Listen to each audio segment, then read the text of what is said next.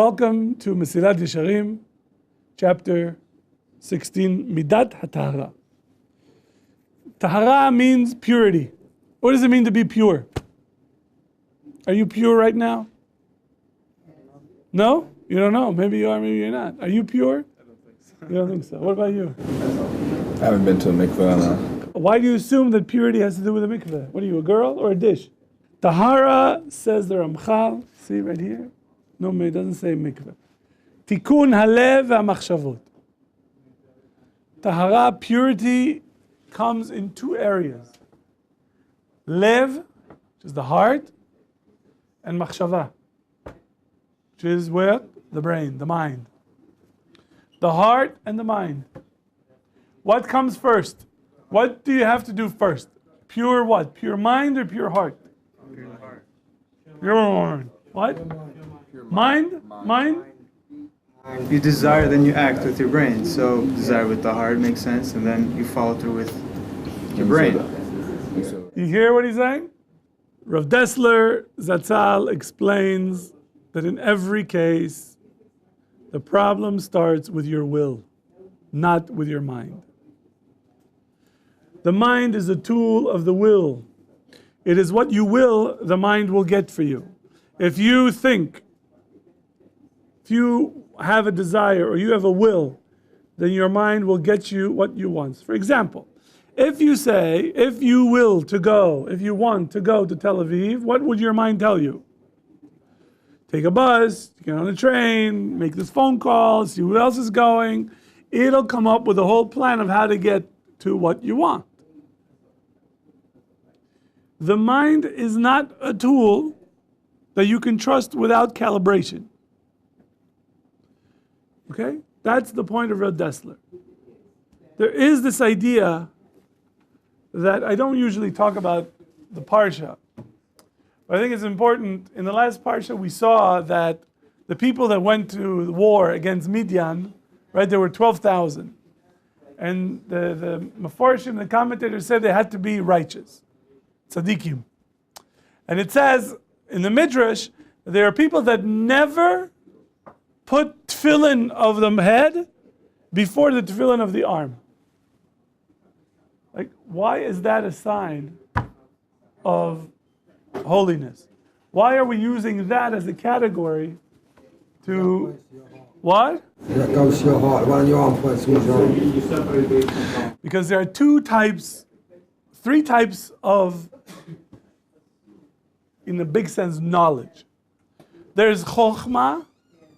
Chokhmah is wisdom that is connected to your mind.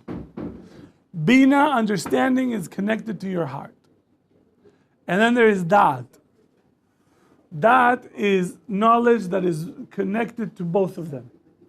That brings together your wisdom and your understanding and puts them together. The idea of the da'at, of knowing what to do, is having control of the heart, having the right desires, having the right will. And once you have the right will, the mind will reflect your will.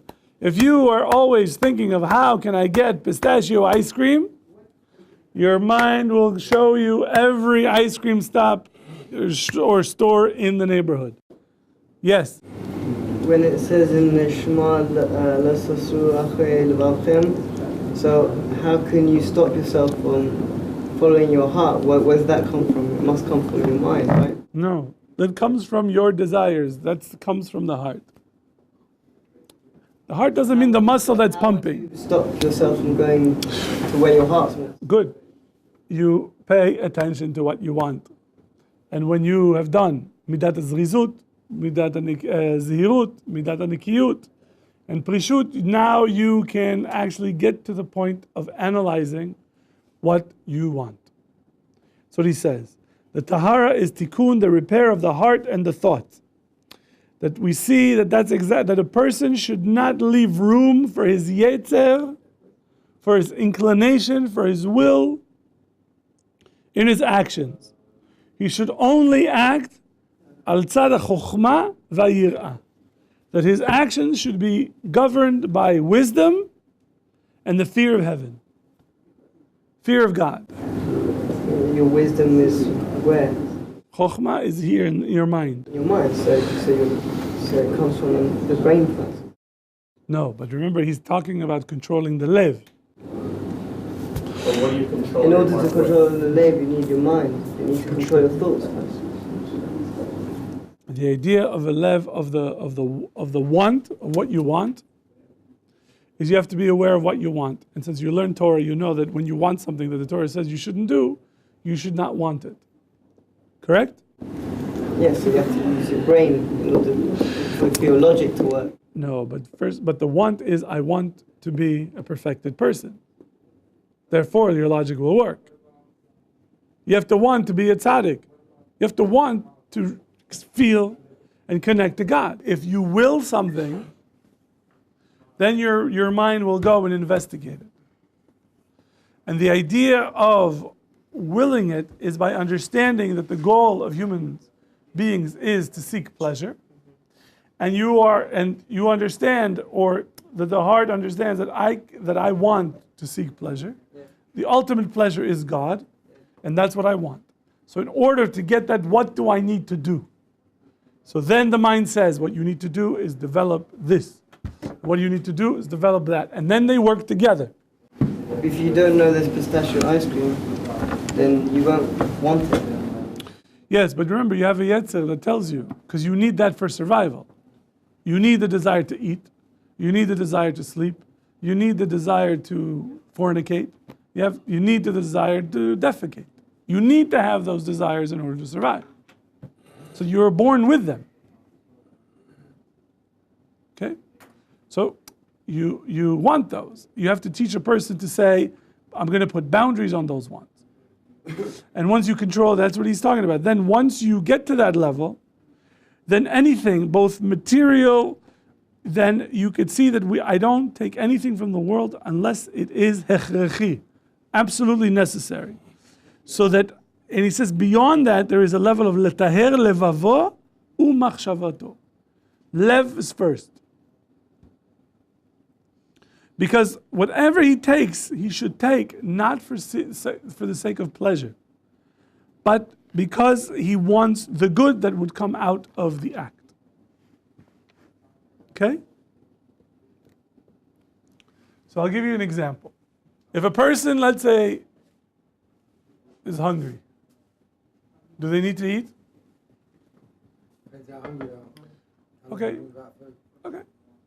You need to have pat shacharit, right? You need to eat in the morning, breakfast. So the question is, okay, I need to eat. Why am I eating?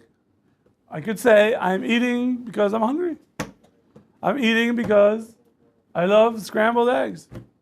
Or you could say, I need breakfast. I need to eat. But I need to eat in order to be able to concentrate better and to serve Hashem. And it depends on what the motivation is. If the motivation is, I'm doing it because I enjoy it, or I'm doing it because I need it, or I'm doing it because that's what I want, or I'm doing it because I need this in order to continue on my path to connection of Hashem. And he says that is the midah of purity. That's what purity means. It's not jumping into the mikveh. Because the mikveh may make you pure on the outside, but not here, and not here. The idea of purity that Ramchal is talking about is purity here and here. And that requires an internal process. There are external steps, but the external steps should be reflecting an internal change. Like, how do you know where a person is in their religious beliefs? You watch what they do.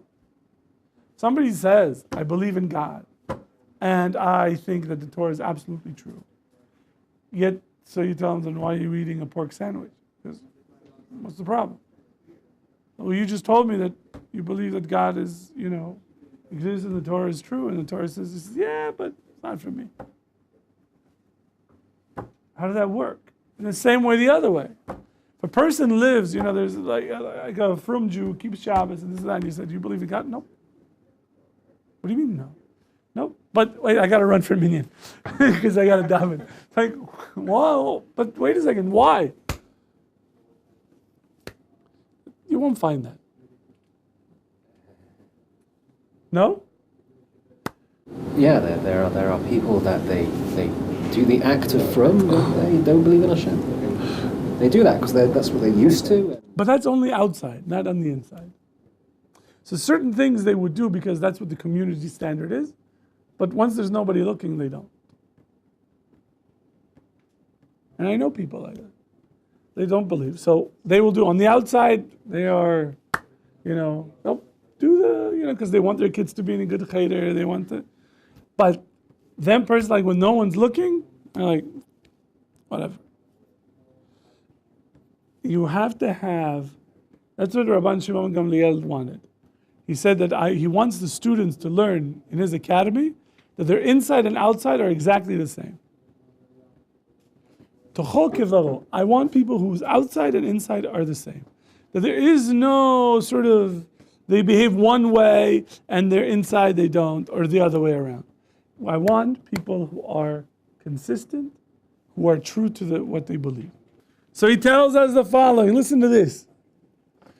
And he says that every maaseh of Rabbi Eliezer, he gives an example of Rabbi Eliezer, that he would only do it because it's a mitzvah and a way of worshiping Hashem. And then Amar Shlomo HaMelech, Bechol derachecha da'ehu v'hu yeyasher orchotecha. In all your ways you shall know him. And listen to the word that it's using. Da'at. You shall know him in the word da'at, which is both the one that includes knowledge of the heart and the mind. Chokhmah is the mind, Bina is the heart, Da'at includes both of them. Matan, you and I were talking about this on Thursday. Right? So Da'at connects both of them, putting them together. And Shlomo HaMelech says, in all your ways make sure that your heart and your mind, your desire and your thought are the same to worship Hashem. And he says, in the same way that the physical acts that have to do with our material sustenance, we have to purify them, we should do it the same way for acts of loving kindness. That is, we do a lot of good things. We give people compliments. Boy, you have nice hair. When you do something good, you should make sure that you're doing it for the right reason. You shouldn't give somebody a compliment because you want them to like you. What should be the reason that you do a maaseh that is a good maaseh? Good act. What do you think? It's a mitzvah. And you're doing what's required. Is that the highest level? He says the following, here's what he says. That when you have taharat machshava, to purify the thought in maasim tovim, in good acts, in order to come close to Hashem, then you have to make sure that we don't do it shelo lishma. You have to do it lishma, for its own sake. Okay? That is, you're not doing it to trick people, to think that you're the cool guy, you're the good guy. You're not doing it for honor. You're not doing it for money. You have to do it for the sake of a mitzvah. But he says, there's also another way. That you give somebody a compliment or you give somebody a gift because you want something in return. You want something in return. Hey, dude, don't worry, I'll wash the dishes today. No problem. You wash the dishes, and 2 weeks later you say, hey, by the way, remember I washed the dishes for you, so do my laundry. What? Yeah, dude, I had this, issue. I can't touch my laundry anymore. That is, when you do something for somebody, but you are expecting to get something back, if it's not, it doesn't have to be a quid pro quo. Like I do A, that you do B. But you're doing it because you want something. Then you're not doing it lishma. You're not doing it lishma. Even if it is because you want somebody to say, good job, Daniel, you did it. You woke up on time, you came to Minyan, you did it.